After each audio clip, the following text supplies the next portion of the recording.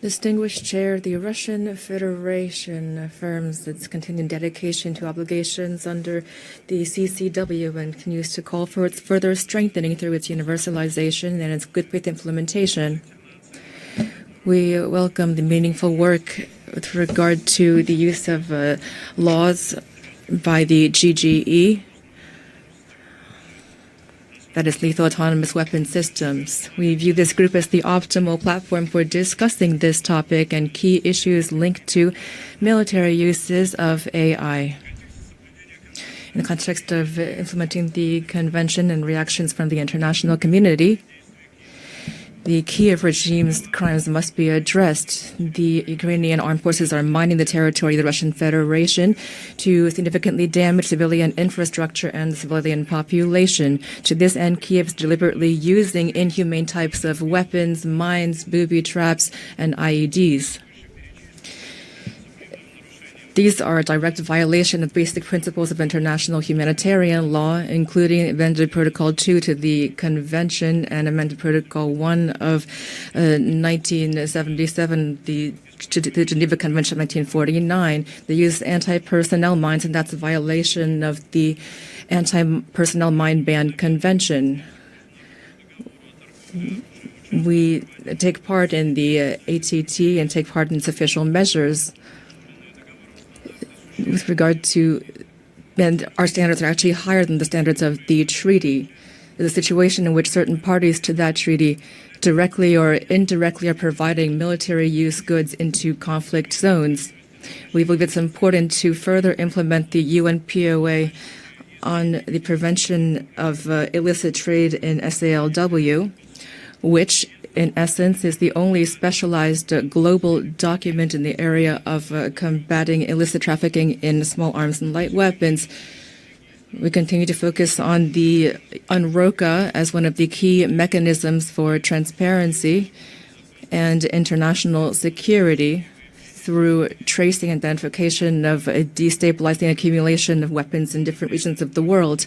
At the same time, we are skeptical about the attempts of certain countries to expand the scope of the register, remembering certain cases in which this was used for cases that were not under its scope, including identifying parameters of arms embargoes. Mr. Chair, we are compelled to take the floor in right of reply. This is in connection with the statements of certain delegations that are trying to distort the situation around the Anti-Personnel Mine Ban Convention. For the second day in a row, we've heard something totally unmoored from reality. I mean, statements from Western states that at any price are trying to shift responsibility in Russia to justify their own destructive decisions and their sidestepping responsibility for undermining the Landmine Convention. The departure from the convention of Russia's neighbors is a telling example of their arbitrary relationship toward their international legal commitments. These Western countries are propelled to shed inconvenient restrictions whenever they please. However, they haven't even deigned to seek cogent arguments to back up their own actions. They're just mechanically repeating the talking point that they are under some pressure, some supposed military pressure coming from Russia. Now I'll turn to the statement of Ukraine about the convention. I want to underscore that there's an order of the Ukrainian president. It's number 441/2025 and dated the 29th of June. It specifically mentions Kyiv's withdrawal from this convention. Such a decision, pursuant to this convention, cannot enter into force for a party to an armed conflict until that conflict ends.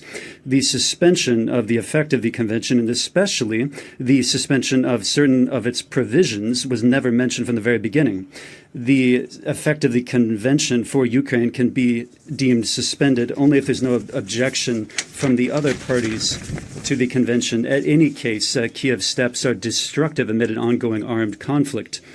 And the obligations under the Anti-Personnel Mine Convention, however, weren't implemented by Kyiv even before this decision. According to the requirements of the convention, Ukraine should have destroyed all its stockpiles of anti-personnel mines back in 2010, with the exception of a minimal amount needed to develop mine detection methods or train specialists. But Kyiv never did this. The use by the Kyiv regime of anti-personnel mines against civilians has been regularly documented by Russian law enforcement structures.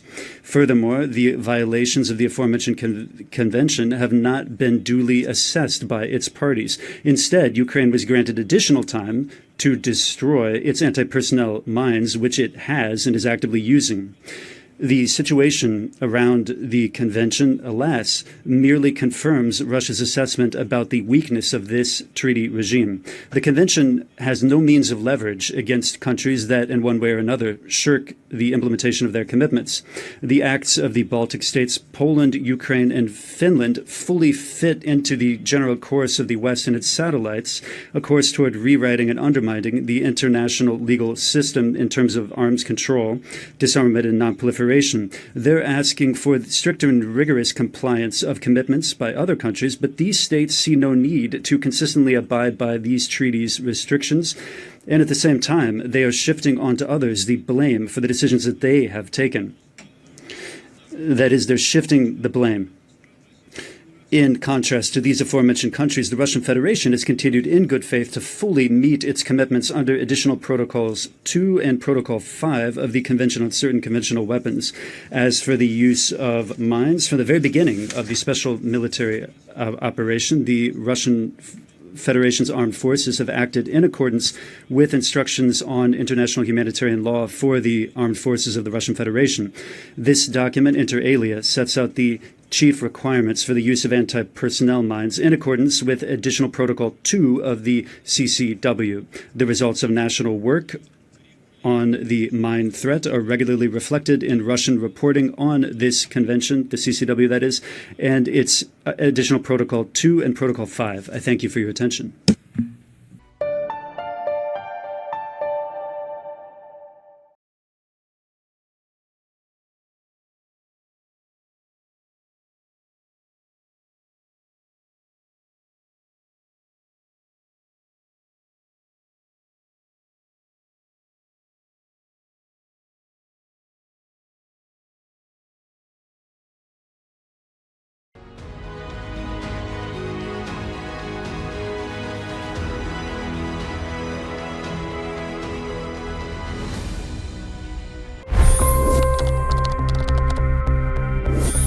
$25 crore गरीब गरीबी को परास्त करके बाहर निकले। For the good of our nation, let's work together and let's truly make America great again.